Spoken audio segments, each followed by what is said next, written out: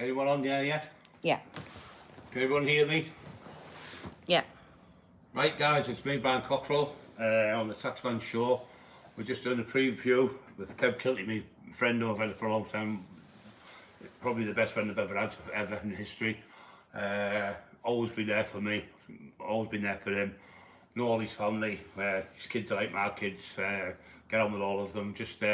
We just got to ask Kevin what we're going to be talking about, and we're going to be doing it on Saturday night this week, so you guys got Friday. Saturday this, and we can do it probably, if you want, 7 o'clock, it's up to you. That's fine, yeah. Yeah, Saturday, but last week and the week before when we were talking about different things, not so much got mixed up but didn't follow a story. Yeah. But the next few weeks we'll do something where we follow a story, and then I'll be having a lot of questions for you the week after. Yeah. But this one I was just going to finish off basically when I'd got out of prison, you know, and a bit shy and that suffering, and then I got a job as a lifeguard, and then I'm going to go on from being a lifeguard where I met one of my best friends, Denny Oil, and known him for many years, and Denny, a lot of other lads around that time, Paul Owens, Mick Oban, George Price, my old friend. So I'm going to go through them in the early doorway. Like the 70s type of thing. Well, it's late 70s, early 80s. So the early 80s is going to mention from the very first jobs, but in detail, incidents where we didn't mention incidents before, leading up to Bentley's, the Kirk, another great door lad. In fact, I think out of everyone who's worked with celebrities, I think, not that we're bragging about it, I think Kev Scott and myself have done some really high profile ones, even we take that, you know. Someone's just said there, did you know did you mind Barrymore? Yes, I did, Michael Barrymore, And you did Bob Monkhouse, Monkhouse, I actually got offered a full-time job with Michael Barrymore, and I'm going to go into why I had to turn it down. Well, one, I didn't fancy going this swimming pool. I was going to say that. But no, I thought Michael Barrymore was coming on and say, Kevin, will you give me my shorts back? I did work for Michael Barrymore, Bob Monkhouse, Shabba Ranks, Maxi Priest.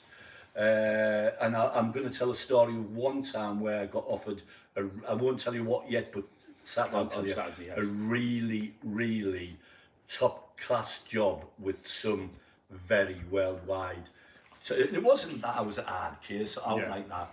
A lot of it's about being, you know, surveillance conscious, presentable, companionship and keeping safety. It's not going about like this, that and the other.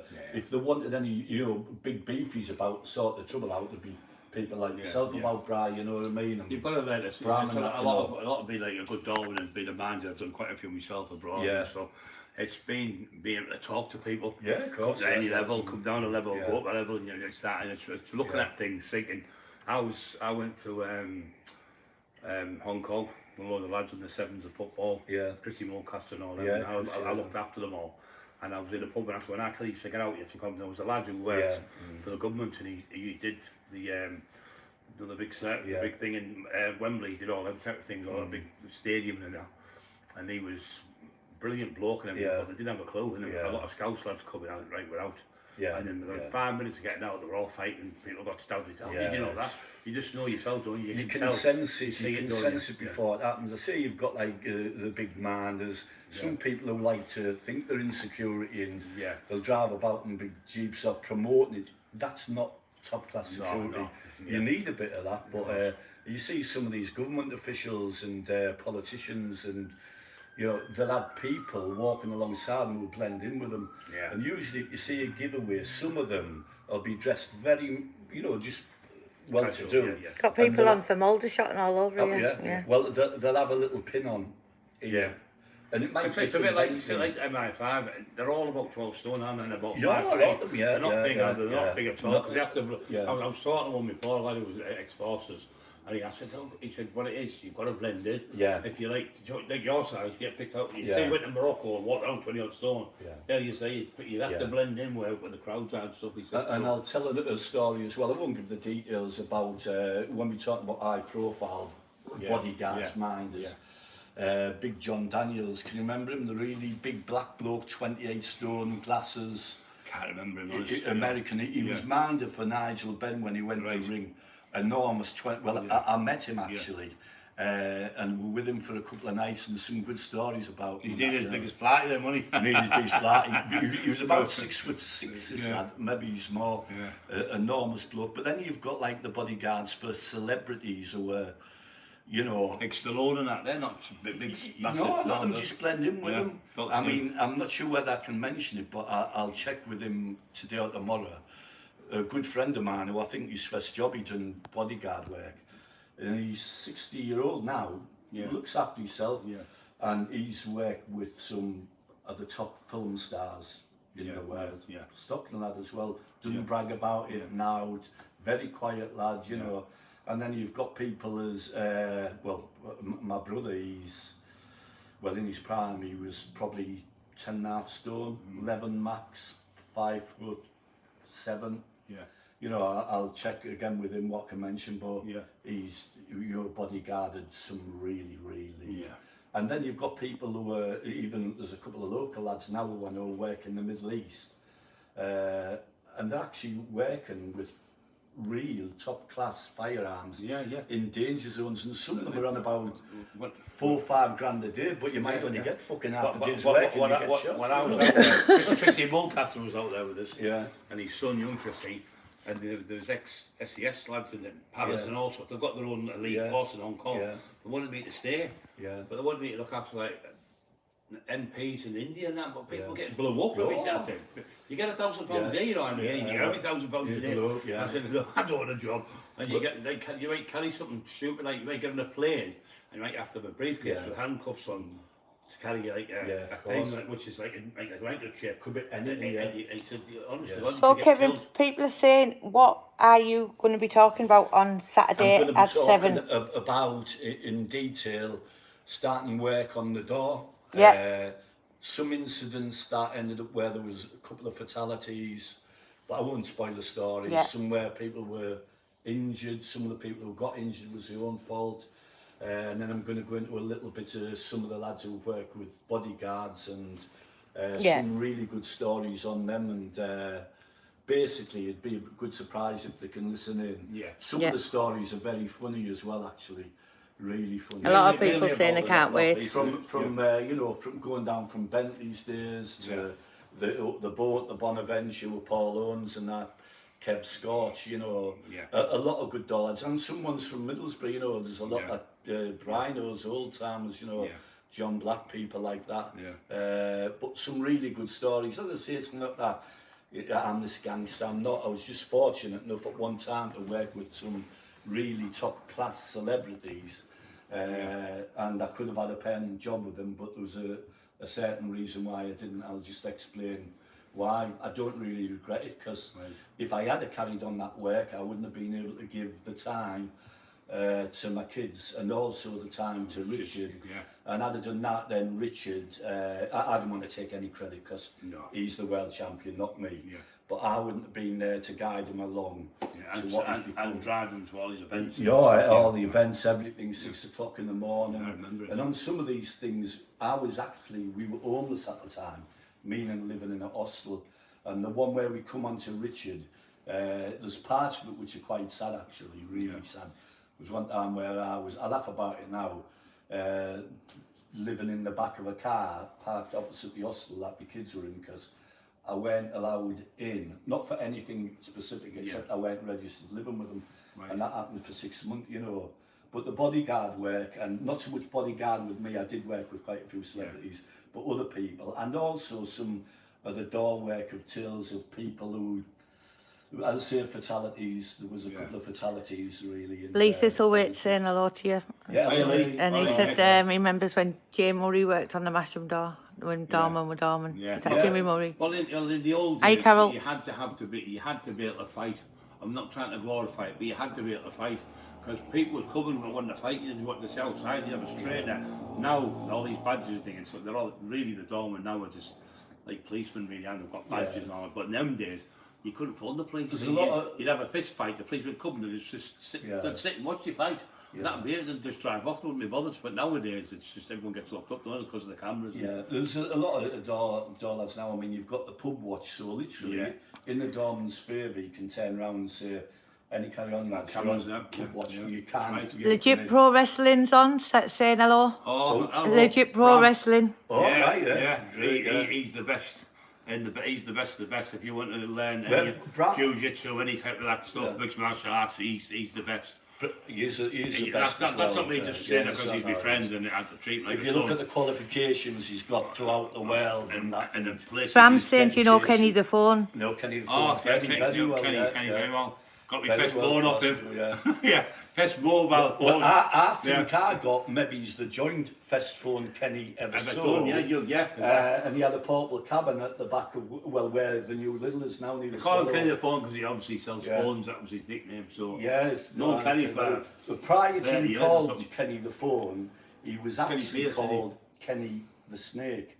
And the reason he was called Kenny the Snake, it was because he used to have a collection of dangerous snakes, you know, very, very lethal ones, you know, and tarantulas and all that. Quite a lot of snakes in Middlesbrough, but they're not snakes that you want. I had a tarantula at one time. As a kid, I was scared of spiders, and I had a tarantula, and I got it off Kenny Pierce, actually. And stupidly, I decided to take it in its little box to Bentley's and let it crawl up my arms and that, you know, so I overcome the fear of the tarantula and that, Right. But yeah, there's some good people to mention stories of, even the nightclub owners, Javed, Kenny Gregory, Kenny Gregory, he's good lad. Lots of good stories, but if anyone's got any pre-questions what they'd like to ask, if they get in touch with them or up to them, we'll see if we can sort it. But we try and keep the subject all about, you know, door work, and not only door work, activities in the street. What was going on in them days, crime and that. So there's a lot of crime then. People say now, oh, it's bad. The lads then were a lot tougher than they are now. These idiots with shotguns who couldn't hit a bull's ass with a shovel for some reason, firing guns, which it shouldn't be. From half a mile away. Bram said he tried to get him to touch his snake when he was 4. But Bram would have made a very, very good professional bodyguard, actually, because he's intelligent as well. And also, believe it or not, I walked into his house the other day, and here he is speaking in fucking Russian. Luckily he interpreted it. He said, he's under the thumb though with Heidi. Heidi's got used to it. He was speaking Russian. She makes sure he keeps out of trouble, doesn't she? On the phone, and Heidi went, and he's doing this Russian speaking to his tutor on the phone. He didn't know I can speak Russian as well. He said, oh, he's a fucking father-in-law again. We had a cup of coffee. No, but some good stories, and there's a couple of stories about Bramin as well, and Bram's dad actually, Paddy Crossan, who was a really good friend of mine. Some good Thornaby lads as well, you know. Lee Thistlewaite's on about the bouncers from Blazers, no, Pacho and George standing all of you. Well, there's a story in there where they came to Stockton to try and take over. They worked in Birches, and little Basil Mann, that could be Speedy. Yeah, Tommy Pickering was telling us. I was in there, and it was alleged that I went in with a handgun and put the gun to them and tried to shoot them, and the gun jammed. And I was supposed to have cocked it, and it went down the metal stairs. And the police surrounded the whole building, 400 people in there. Some girl got the gun out, allegedly, Speedy's missus. The cops arrested me and Speedy, kept us in the cells, and 400 people were interviewed, and everyone was on the cop said there must have been a lot of people fucking on the toilets. Everyone made us say I was on the toilet, no one said a word.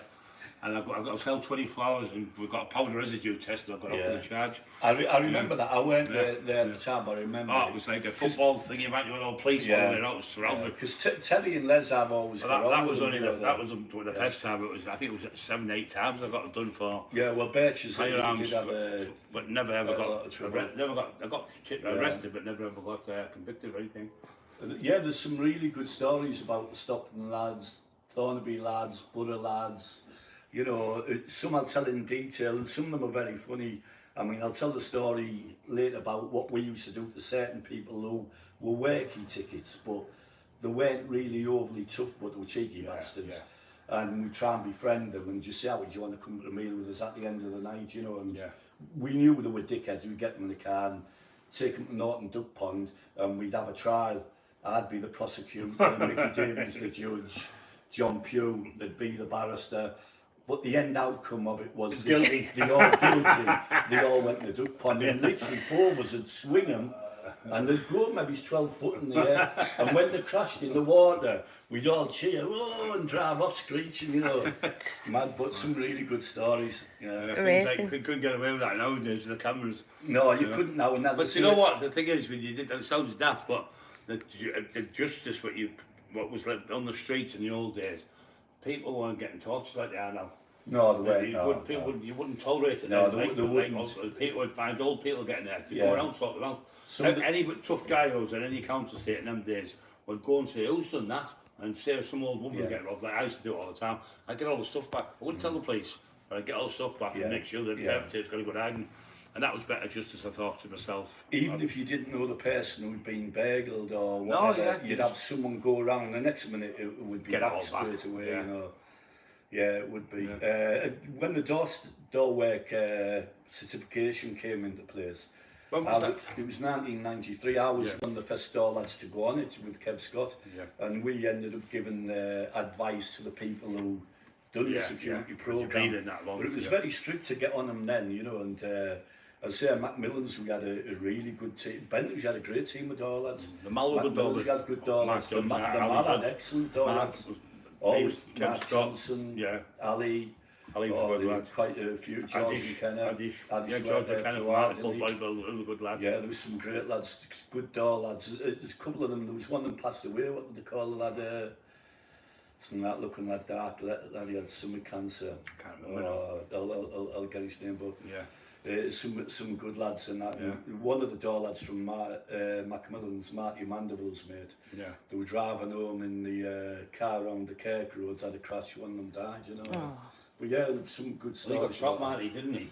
And the day he got shot, me and Brad White were driving my Jeep, and the police pulled me over. But just seemed it's because it's a big lad. It was obviously another lad who shot him with the same type of build as me. But they pulled me over, and I was talking about 9mm and young Brad. I don't believe the conversation was around the place. Like, them 9mm, no, them Brownings keep jamming. You know, you're right there, big fella. The search the kind, but it wasn't us. It was somebody else who's done it. Everyone who got shot. Marty and Robbie, both good lads, and they both had a security firm, team security. Right. They were very good friends at once, and had the door everywhere, you know, the Empire all over and that, you know. Later, so where it said, sorry, okay, you went up to him, when was Brian there, when Duffy had the Blazers bouncers lined up outside? By the time I came out, Duffy was taking the pee out of one of the bouncers' trainers. No, I wasn't there that night. I was there when he lined them all up at the shops up Park End way, and there was like 17 of them, all the Nivenses and all that.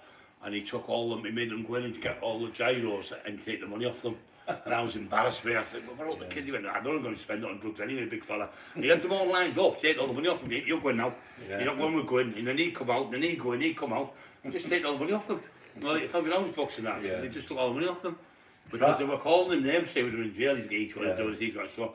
He was one of them who, once he got something in his head, he wouldn't leave it as he knew. I was the opposite, he'd give money away, you know. And I'll tell it, as I say, I'll blend into a few stories with Bry as well, because at the end of the door, you know, years' work, when I was finishing off, Bry came on the scene. And then a few years after, I went back and worked at Macmillan's, you know, so I had a gap in between all, and then Bry was coming on to be, you know, well, power of strength everywhere. He was known and wanted to work on the door everywhere, the north, the east, down Manchester, everywhere wanted him, you know. Were you going to talk about when you were training as well, Kev? Yeah, I am, There's actually a few things, actually. You used to train with us at the gym, didn't you? Yeah. Michael, we should all jump in. I mean, I was on the back at years of it when I was training with Bry, but a couple of the claims to fame was, and my old friend George Price got me into this, when I was a lifeguard with Denny Oil, another great friend of mine. He used to get us to do parallel bar dips. I don't know whether people know what they are, what Brian Jacks was famous for. And when I first tried to do them, I could struggle to do one. And my old friend George took the piss out of me that much, that every time I went across from one swimming pool that stopped into the old swimming pool, I'd go on the dip bars and try. Cut long story short, I got that good at them, I went into competitions. I won the Mr. England competition, parallel bar dips, broke the record. I'll tell you the details in it on Saturday. And I also, unofficially, in front of Bill Boyd, broke the world record of 109 dips in a minute. That's Brilliant. how good I got them. So that was my speciality. Yeah. I never got paid. Legit Pro Wrestling said, what's your favourite song, Kevin? Oh, there's lots of them. In fact, I was going to mention them really. But one of my great songs is "Never Knew Love Like This Before." Oh, I like that one.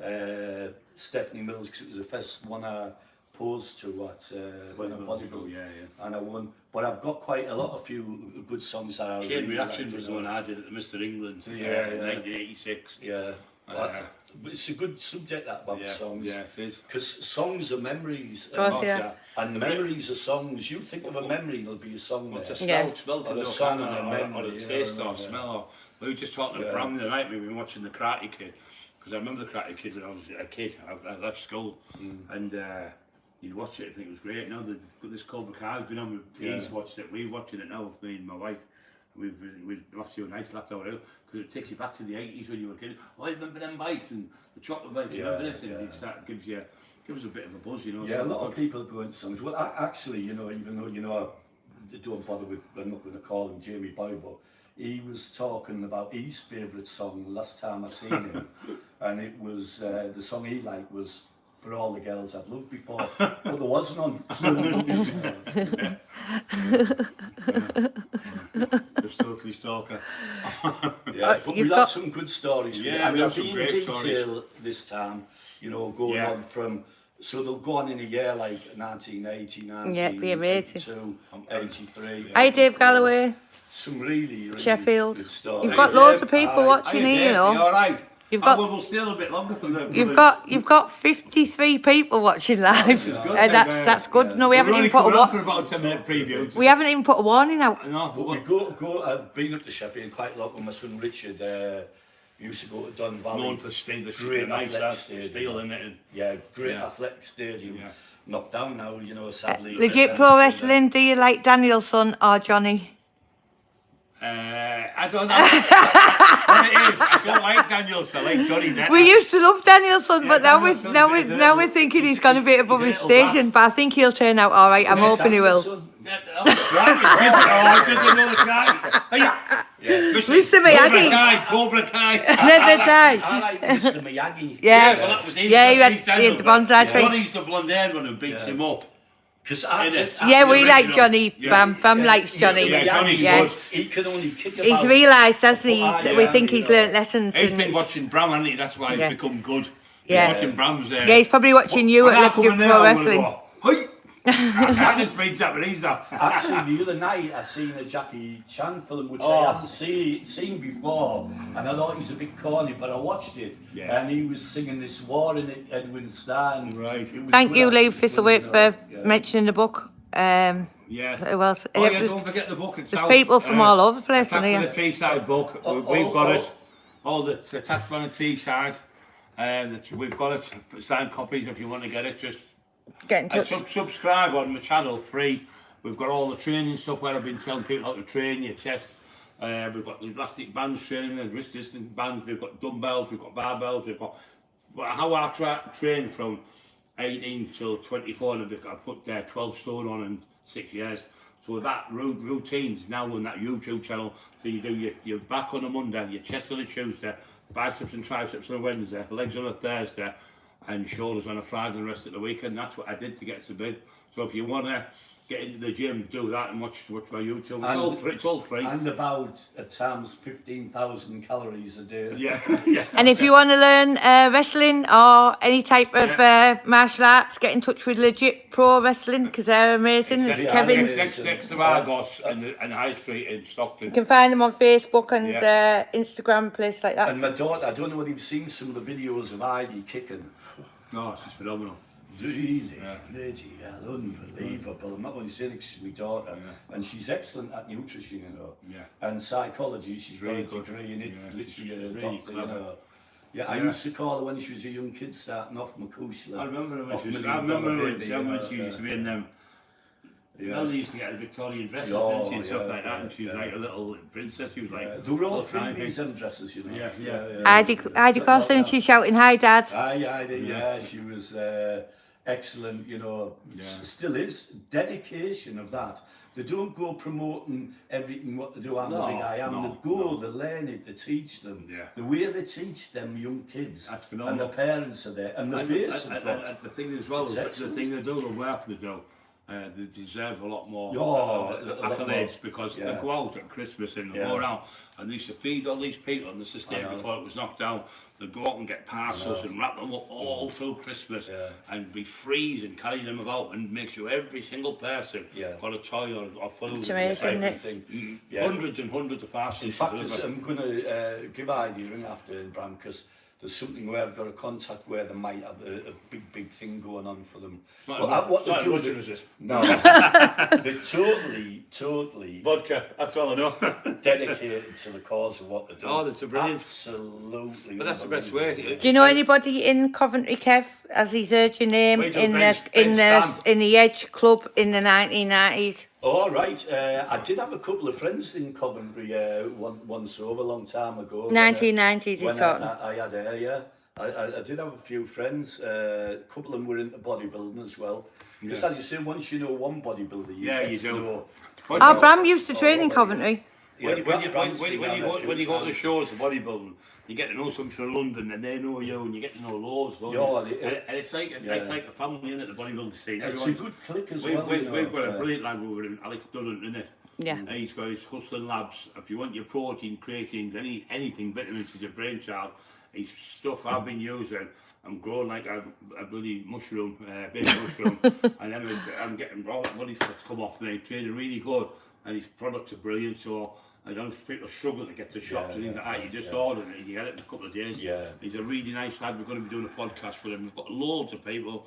We're doing podcasts with, but obviously with this COVID thing, we've got to do Kevin and a few other people. Yeah, a few of the bodybuilding. Kevin and we're in the bubble army together, so so we're allowed to do a couple of the bodybuilding lads as well. I say I'd met Dorian Yates before through. I met Dorian through. So I met him through. And he was asking Bill Boyd. We sat at the table. It was 12-seater. And he looked, he was big, but I was massive at the time, and I think he was about 19 stone or something. I was about 23, 24 stone or something. But I was a very bodybuilding powerlifter. I was a powerlifter, a bodybuilder. But he didn't look that big sitting down, but when he got on stage, he done that right. I've never seen anyone, the lats go out so wide, and his calves were unbelievable. I went, wow, unbelievable physique. But he was a lovely, just quiet man. Just very quiet. Really nice, well spoken, and really nice, humble person, really intelligent. Did you know him, John Hodgson? No, I didn't know John Hodgson. Yeah, I think he come about third in the Olympia short class. But I can remember him when he'd been training about a year or so under the wing of Kerry Kayes. They're the ones who. Dorian Yates was the first of the mass monsters. They called him the Shadow because he came behind you. He was that big. He was huge. You've got people on from Kilmarnock saying they love listening to your stories. Bram said, "Where's the beef, Bertle Fox?" And the Bertle Fox one. What happened, Bertle Fox? Bertle Fox come to Redcar, as Emma knows, and he stayed for 2 weeks there. And Don Williams at the time had it was called the Olympia Gym, and it was probably the best gym in the country. He went to America and he found how good the gym was. What's the best gym in the country? The best gym in the country. We trained there, and Fox come for 2 weeks, and it was an honour to train with him. I actually trained with him a few times, and it was monstrous. Biceps were unreal. The density. He was just unbelievable. He was miles ahead of his era. Hey, Alan. In the 1983 Olympia, he should have won that. He should have won. You know, people might not like the flair of his physique, but on an overall physique, that one he should have won. Do you know Randolph Turpin, Kev? Yes, a boxer. That was the lad from Coventry said, do you know do you know him? Yeah. We actually, I think I went to one of the shows down Coventry in the mid-80s and got to know a few people. Manchester, there'll be a few people from Manchester who I'll mention to do with the door work and the cramping. Not that we glorify cramping. No, we're not. Just what's happened over the years, isn't it? The truth, what's happened, and it's in the papers and things like that. So, but what we're trying to do is bring back... saying Jeff Thompson. Jeff Thompson. No, I don't know Jeff Thompson. Who's that, Bram? I used to know Jeff Thompson from Thornaby. He was a school teacher. But what they're saying as well, people, is that anybody wants any questions as well for next week, for Saturday night, you can ask in advance. I think Bram's talking to a lad from Coventry who's mentioned his name. So, If there's any questions about it, you know, what you want, you know, Frank Richards. 7 o'clock maybe. 7 o'clock. Frank Richards. Ring a bell to you? Oh, Yeah, Frank yeah, Richards, yeah. From Wigan, bodybuilding. yeah, Was a tight circle back then. He gave me my first trophy as 17-year-old. Excellent, yeah. I actually met him a few times, Frank Richard. He was an Olympian, and I think he placed it a few times. Really lovely bloke. I seen him once, and I knew him briefly a little bit. And he was walking through Blackpool Pleasure Beach in 1983 when he was in his prime. Yeah. Awesome, really. Excellent bodybuilder, really good. I think if I remember rightly, I think he also, while he was bodybuilding, or just before, he got into it through having a really bad accident with his back. Scaffolding or something. I I remember him posing in Middlesbrough. I think Michael was there, and he was posing on stage there. Absolutely brilliant. He posed to I can't remember the name of the thing now. It was a sci-fi thing, tripods. George Formby, Bram said. George Foreman. Formby. Formby. He's a singer, wasn't he? Yeah, George Formby. George Fawcett, you mean? No. George Fawcett, no, George Fawcett, he was a bodybuilder from Redcar. George won the Mr. England, Britain, and he won the Mr. Britain. Great physique, George. Very one of the best bodybuilders around here. His brother was brilliant. His brother was in the Mr. Universe, came third there. Barry, his stepbrother, he was really good. Barry, what was he called? Barry Fawcett, Barry Fawcett. George had excellent physique, George. I used to train with George when I was 19. I lived at Redcar. We used to go to the Olympia gym. He was actually with us when we trained with Bertel Fox. George trained with us. Blackpool, yes. No, it was George Formby, the singer. Yeah, George Formby, when I'm leaning on the window, lamppost on the corner of the street, that's George Formby, Yeah. Who are the lads' favourite ever bodybuilders? Personally, mine is Jay Cutler. Yeah, Jay Cutler's fantastic bodybuilder, but he doesn't beat. For me, Arnold's the best of all time. You've got to look at Arnold, I mean, the way they changed in different ways. I mean, for looking at the physique, a couple of my favourite bodybuilders ever, one of them I got to know quite well was Brian Buchanan. It's a 26-inch waist, Very intelligent really lad. Nice lad. Really very intelligent lad. Bram said he sang about training as well. Right. Bertel Fox, excellent. But I think one of my favourites of recent years, I think, was when Dorian Yates had won the Olympia, and the night after was Night of the Champions in Nottingham. And Kevin Levrone was there. I thought Kevin Levrone had the edge on Dorian Yates. Yeah, he was really good. Great physique. I love Dorian, don't get me wrong. Olivia, in the myth. Unbelievable. ID said Purple Lucky. How about Vic Richards? No, he never competed, but he was the biggest bodybuilder ever. Monstrous he was. They'd have had to watch the muscles with him, wouldn't they? Well, years ago, you know, when we first started training, Denny Oil actually, I was a lifeguard at the Bats, and Denny Oil come in, the first time I met him. You ever save him drowning? The what? You ever save him? I did, I was going to go on to that, What about Reg Parks, who was from Leeds and played Tarzan in the movie? Reg Parks was absolutely phenomenal bodybuilder. So was Thingy Scott, Larry Scott. He invented the Scott. He had the best biceps in the world. Fantastic bodybuilder. Some great bodybuilders. But I loved the sport in them days when we first got it. I think the bodybuilding in like the 60s, 70s and 80s, they were the best physiques, because they used to have a thing called a vacuum, where you lifted your stomach up and you could tell your rib cage and you pulled it. They can't do it now. There's nobody that can do it. There's the odds. All the Arnold and all them, they weren't that. They were 16 stone or something. But because the waist was so small and the shoulders look so big, didn't they? But now with this bubble gut they've got with the growth, it's making them look terrible. Frank Zane was Kevin's favourite, Heidi said. Frank Zane. I think Frank Zane beat Arnold twice. He was down here, he was at the Bodyguarding down here. Frank Zane, I think a lot of people like Frank Zane because he was a physique that anyone could probably achieve, because he wasn't that. He was like Sylvester Stallone type of size. But what he had is what you call symmetry in bodybuilding. He had 16-inch neck, 16-inch biceps, 16-inch calf.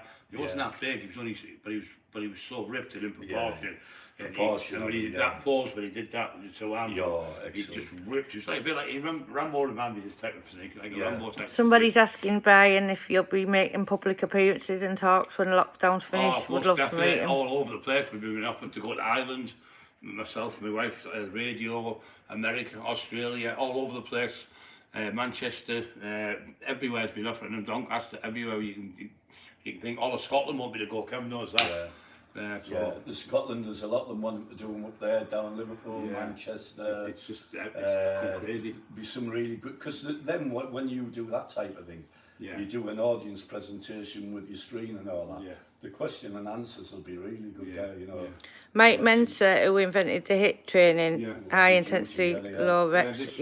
Just tell you, we did do one with the Bishop Auckland do, but someone spoiled it. So if you go on my YouTube channel and look at the night of Brian Cockerill speaking at Bishop Auckland do, you'll see the fool on there making the fool. Bram's just saying Gary wants you to go to Australia, Brian. So I've just been talking to my wife today about Gary. Good lad. I remember going round. There was me, Brian Flaherty, little Brian Flaherty, another lad called Brian, and Bram. Can you remember them like what you punch like a dummy thing? Oh yeah. Yeah, that. And Gary was he did with all the school teachers.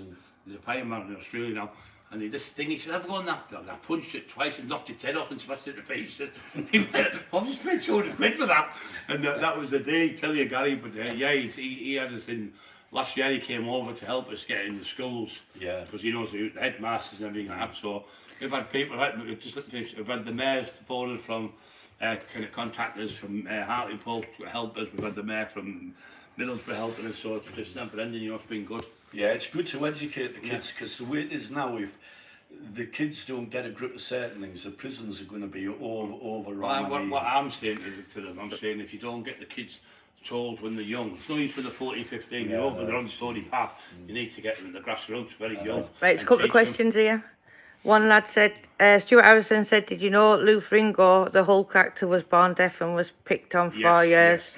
Then, hi all, how long would you recommend waiting before jumping back into the gym after a hernia operation? Cheers. You've got to fully recover. I'd go and see the doctor first before. I wouldn't just go on your own gut feeling, pardon the bunch. I'd go and see the doctor, make sure it's fully healed, because the last thing you want to do is go and tear it again. What would you say, Kevin? It depends what hernia it is and where it is. Different types. I mean, my son Luke, he's had 3 testicular hernias. And obviously you can have abdominal ones, but you also can have what they call an hiatus hernia, which is get chest pain. But I would ask your doctor, you know, but you can still train with them. It depends whether it's a visible one or not. You get ones where the skin comes out of the intestine, doesn't it? And you can get an hernia repair as well, but speak to your doctor about it, but you won't stop your training, definitely. How much did you weigh back in the day? The biggest I weighed, I could never get to the 24 stone. The biggest I weighed was 23 stone, 10 pound, and Flaherty used to weigh 26 and a half, so I could never beat Big Flaherty. But that 20... Bram said, where you finding them NFL tops, he loves them. We'll send you the link later, Bram. No, you also have to picture it. Loads of people are coming on YouTube. He likes your t-shirts better. Loads of people are coming on YouTube. I like that. Where do you get these tops? Emma's finding them all over. I'll send you the link later. Alex done it the other day with one as well, so loads of people are set that as well. They're really good because they're a treble extra large. So I'm starting to be a bit they're getting tight on me, so I'm probably getting up to a 4 extra large now. Actually, the way Brian was then, when he was 23 stone 10, you had the autumn wind very, very, very naturally narrow waistline. You know, which that's genetical. I remember competing when I was 21. It was like a peep show. I'd say at Winnie Banks. Yeah. When's Brian coming down? When's he coming down? He'd be down in half an hour and to just be an audience. Richard would have all the kids on the front and all be sitting. No, it was... Hey, Mr. Are you the best fighter? Not only that. He used to come over, didn't they, with a little piece of paper, let me sign the papers for me, with signature before I'd done anything. Someone's asked if you and Lee Duffy ever trained together. Yeah, we trained at Moore's gym, and he benched £300 for 1 rep, and I did it for 20 odd reps. and he was fascinated, and I trained him, I can prove this with That would have been a good Paul bench for him. Epstein and Craig Allen was there, and I benched 6 plates each end on the Smith machine, and I got 6 reps, and Paul Epstein was like unbelievable, he said, and Lee Duffy come away with, I've seen it and I don't believe it, and that Craig was there, wasn't there? Carol's online, so say to Carol, Lee's, Hiya, Carol, Lee's that's Lee's partner. ex-partner, a lovely lady. Craig Howard, he helped me a lot for my first show actually when I got into bodybuilding. He's probably the And he was knowledgeable like, person. he was like a superstar, you know, Yeah, he was a universe contestant, you know. And I remember me and Denny Oil used to say, oh, imagine going to watch the universe. Years later, Denny come 5th in the universe. But Craig Howard had the best squatting style. Probably maybe it's because he wasn't overly tall. But I've seen he used to squat with his glutes literally to the floor. That's what I used to train with Craig. Me and Craig used to train at Darlington, we trained all over. He trained. He train. loved to travel about and train. And different gyms. He was the one who got me into training. He said, you get bored. And so we used to go to Redcar, we go to Darlington, we go all over the place. But he was good with Vince Brown and all them. He was very well in all of them. Yeah, he knew all them. Another couple of good local bodybuilders. There's some excellent local bodybuilders, very good ones. Mark Lanny, Peter Johnson. Yeah, his Bram, it's probably the best. He said it's a cracking video. Classic physique. But one of my favourite bodybuilders around the North East, I mean, Denny Oil, Eddie Ellenwood, all them for their heights. Now, Eddie, magnificent, best ever. But on them early days, one of the ones who I really liked very much was just because of his boulder shoulders was a big lad called Andy Webb. Can you remember him? I remember very well. He used to train with Bill Graham's. Used to be Graham's friend. I tell you, there was another brilliant bodybuilder. He used to come to shows, you know how everyone come to shows all tanned up with tracks. Remember the young lad who died? Denim jacket. He was only 18 and he won everything. Yeah. He was only 18 from Newcastle. Where he died of the not enough water in his body on stage. On stage. With the junior Andy Hornby. Andy Hornby. He would have been he would have been the next Arnold. He was brilliant. Andy Hornby, if anyone's got any old photos of him, you see him, phenomenal. His physique. I've seen him 4 times and he was Newcastle where. And he's big, smart lad. He's always laughing. Healthy skin. And he won the competition and he died on stage, and it's terrible, wasn't it? And I think a lot of it, when we go into bodybuilding on about, even though I don't train now, I study quite a lot about nutrition, athletics, and I learned a hell of a lot through the athletics with nutrition. You know, Richard studied all over Loughborough University, Brunel, with some of the best doctors and scientists there is. And I think a lot of these deaths on stage, a lot of them were to do with total dehydration, depletion of the water from the muscles. T5, what they call them, they're taking them and eventually it take the water out your heart even. Kills you. Bram said, did you know Andy Winder? Yeah, I knew Andy Winder very well. I went to Tenerife when I was 19. George Fawcett came after me. We went out there. He used to spar with Nigel Benn. We went to Tenerife and we Palmer run all there, £380 million with a property developer. He done that, and we did timeshares. And I stayed out there 2 weeks in Tenerife with Andy Winder. And his mate, was it George? Was it not George? His mate, he got kidnapped from over there, from Darlington. But he actually got shot over there underneath. Andy got killed over there. But I knew Andy very, very, very well. The first person to get to know was Craig Howard. And Craig introduced us to him in 1983. And me and Andy Winder and Ray Ridgway used to work on the door at Harvey's on Bridge Road opposite Thomas Sheraton now. And Andy used to just work in a baseball cap. And he was a big, strong, tough lad, but in some ways you wouldn't think it because he was that polite and smart and all that. He came across as one of these big American kids. He used to spar with Nigel Benn. And he was a tough lad. I mean, you know, the stories of what happened over there. Bram saying, what are your top 5 favourite supplements and favourite pre-workout meals? I'll Brian my chicken I like. Spaghetti bolognese off my wife. I like to have a milkshake about an hour and a half before I train with a scoop of porridge, creatine, glutamine, and I have that. And then straight after training I'll have a fresh 250 ml of fresh orange juice, put the glycogen back in the liver. I'll have half a banana and I'll have another 50 grams of protein and glutamine and creatine again. So it is with all the type of things. It's like you've just said, everything's to do with science now. It's all science. Yeah. I mean, that's why the biggest. Bram said, "Did you know Turkish Kamal?" No, Turkish delight. Yeah, after the athletics training, going on about the nutrition side, when we get into that, 'cause there's some really in-depth topics on that, the nutrition, medicine and that. And that's why the people now have hammered it even in the athletics, like Richie was talking. He said it's because it's the nutrition. See, training's only 10%. Someone's saying, how did Craig Howard die? He died of a heart attack in caravan. Was it steroid abuse? No, you can't really say that, can you? It's hard for anyone except someone who does an autopsy to say that. Yeah. Because if you would say steroid abuse, I'll give you an example. If it was a case of steroid abuse, how many people who have took steroids without naming them, not calling them, who are now living and look great at 73, 74, 75, 80 years old. So I think that a lot of it can be... Thanks, Lee Thistlethwaite, for answering that. I mean, you've got to remember when someone dies of a heart attack, and we go on to this in the nutrition side. Bram said, were the supplements stronger in the 20s, in the 80s, sorry, 20s? I wouldn't say they were strong, I'd just say they were proper. In these days, they're fake. Someone said, sorry for asking that question about, what's he called? Craig Howard. Craig Howard, yeah. No, that's okay. No, but what it was is, he died of a heart attack, that was it. There's no other thing, that was where they had. Craig had it as well, I mean, and his girlfriend, Rachel, I know Rachel really well. She was in a group and things like that, and she talks so pleasant and posh. Yeah. She would be like Audrey Epstein on a movie screen. A very good listener. And that she was there sadly at the time. I knew Rachel. Tyson Fury, Anthony Joshua, Bram said. 100% Tyson Fury, if he keeps himself right, and I think he will if he can, because he is a Christian and we love him. And come on, Tyson, you can do it. I think he's no disrespect to AJ. I think he's a nice lad.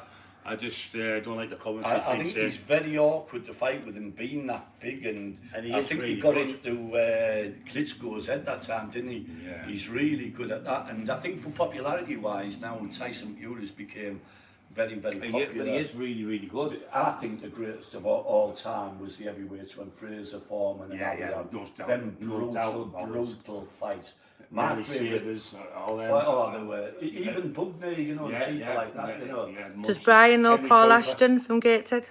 Oh yeah, I knew Paul Ashton. I was in jail with Paul Ashton, and I was curling 100 kilos on a barbell, and he went, Jesus Christ. He said, I can't even bench that in a man curler. And then if he asks that, he'll tell you. Friends have put monkey lines, good friends. So. Knew Paul well, I was in jail with him a few times. So you've got everybody looking forward to a Saturday night, 7 o'clock. All back what we're saying now. Yeah, it's like a throwback what we're talking about the old days. Going back when we do the medicine one or nutrition one, that I'd like people to ask some questions and I'd answer that. Anyone who's struggling with anything. No one knows what no one knows. I mean, I walk down the street, I might see someone, I don't know he's an expert at medicine or nutrition, or he's a chemist, or he's this. I mean, Bram, if he's just sat having a meal, people, you would suspect, he's something. You would know he's an expert in martial arts, travelled the world, all over. Yeah. Luckily, through having a lot of time on my hands, in prison I started studying vitamins. Vitamins. Then medicine. Yeah. And I must have 5,000 books on it. I don't want to make money out of it, but I know a fair whack about it. Bram saying, was Mickey Theo a fighting man or a bodybuilder? I think John Fury would have beat him with these. Do you agree with that? I think so, because I think Mickey Theo was more into bodybuilding than anything myself. I can't answer it because I've never seen any of them fighting, but Mickey Theo was literally a bodybuilder. Yeah, he was Lenny McLean's right-hand man at one time. Big, strong lad. But maybe that was because he's a big, strong lad. But I would say John, this is to both of you. What's the worst injury you have ever had off bodybuilding? Mine is my tricep completely tore off me, and the injury I've got now, where I've got 5 vertebrae I've got to get out. Half my back taken out. I had a bone graft. What's yours, Kevin? Long-term injuries, I would say, low back problems with not warming up. And we never used to warm up stupidly. Tom Platts told me that. And neck injuries, The immediate injury, I only ever had one immediate injury in bodybuilding, and that was while I was squatting, and I didn't know it at the time, but I think I might have torn an hamstring, but I thought it was in the cramp, and I was in agony on the floor, laid out in the gym on my stomach, and Denny Oil's with us, and Denny's a great mate of mine, but he wasn't the greatest physiotherapist, as he knows a lot now, well a lot. But I said, Denny, can you see? He said, there's a ball on your hamstring. I said, do something about it. So he started fucking stamping on it. It actually eased it up to me. What's your favourite stack for strength, Bram said? No comment on that. What would you mean by For that? people, steroids. I wouldn't advise anyone to take steroids now because they're all fake and nothing. I wouldn't like any kids taking them and getting it. You don't need steroids, especially when you're a young kid, because you produce enough testosterone in your body. All you do is you stunt your growth taking steroids when you're young. I think a lot of steroids are alright for people at my age, maybe having a little bit if you're going to have a doctor. Yeah. But I wouldn't advise for anyone to take steroids. What does insulin do if you take it and don't need it, Stuart Harrison? Well, insulin can help your body. It's like an anabolic steroid, isn't it? You take it, helps you helps you digest more protein, and it helps you eat a lot more food on it as well. But it is a dangerous thing to take. It can kill you if you don't have enough sugars in your body. You can go hyperglycemic, you can just have a heart attack or drop down dead with it. Heidi said, did you have a bad neck from a car accident? Oh yeah, I did as well. Yeah, we had a car crash where I was in the back and literally give the advice to save people's lives. Webbing was, and that is coming down from Wetherby on the bank in the snow. One of them was driving, I was in the back, took my seatbelt off, told them how to do an handbrake turn into the car, didn't have my seatbelt on, you know, my neck went, Going back on to when they're saying about the assistance for steroids and that, I think years ago people took them in medicinal dosages, you know, low milligrams, whereas now some of these kids you see them, they're just shotting anything into them and they're blowing up and down. They're not gaining good, proper How many strength. sprint sessions per week for fighters, Bram said, would you advise? Well, I used to, when I was probably one of the first people who started doing it, I couldn't run on the concrete because I was too big. I used to box Frankie Atherton and John Black, John Green, John you call him, John Dryden, people like that. Dickie Dowdall, on the pads, all them, Frankie Atherton, them. I used to do that, but what I used to do is I used to run on the sand, but it still hurt my knees because you're probably 3 times as heavy. So what I used to do is, when I tell you Dicko's brother's got a yard, there's a bank. I read about these horses running on the sand and all getting injuries, but when they were running up the bank, they weren't hurting. I realised because you're running your calves like a shock absorber. So I used to do 50-metre sprint and walk back down. I do 10 of them. Instead of doing non-stop like a 10-mile running, all that I'm just laughing at Pam's comment to someone. I mean, on the athletic side, when I used to be training for fitness now, I would say sprint. But once I got into athletics things and I learned a lot from it, literally, if I was a fighting man, I think once or twice a week maximum sprint, because if you sprint to the excess, it takes that much out, you believe it or not, you know. He said he's maximum 60 metres at top speed. It's a maximum around then. So these people who say they run 10 mile and then sprint, they won't. Okay, David. See you later, Alan. I think you're better doing short sprints. Short sprints, hill sprints. Short hill sprints are excellent. And it depends what you put into it. You can look as if you're putting everything into it, but only yourself will know if you're putting everything into it. I used to run I was a boxer, I was 13 stone, I was 23. And there's no time short, and I was super fast, as you know, my hand speed was fast. And you're bombing that. You try to enhance it, but you're either bombing it, you're not bombing it. Some people have got it, and some people have got that. Like Duffy had that speed when he could hit you. Natural power of his punches. He's really good. I mean, lately talking about training, Richard especially and myself had helped Simon Vallely, and he's heavyweight boxer. He came down the track with us, doing a lot of sessions with Richard. Do you know what, Northumberland? Much of my arm is killing me. it's absolutely killing me. No, it's all right. You can carry on. It's been an hour. As long as I've ever done. We'll leave it there. No, then. you can still. Leave it there because we'll keep the story Well, for just to say, Saturday. 7 o'clock Saturday, yeah? 7 o'clock Saturday, That'll be doing. Right, so you're definitely going to be there, Kev, yeah? 7 o'clock Saturday. Remember, guys, he said it, so it's him, not us. Ask any pre-questions if you want to Brian's YouTube channel underneath this video. Free to subscribe.